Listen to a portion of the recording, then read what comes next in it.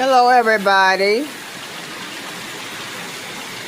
I'm collecting the rainwater.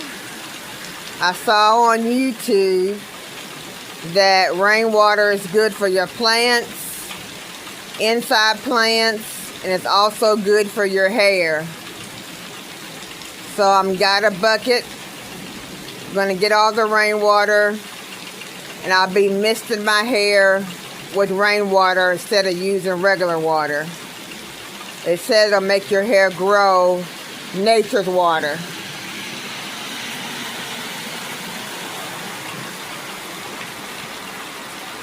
The rain is coming down, so I'm gonna get all the rainwater that I can.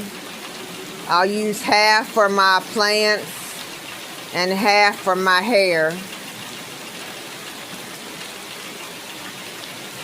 I checked online and Indiana rain is not bad for the plants or the hair. But they say it's best to get rainwater at night.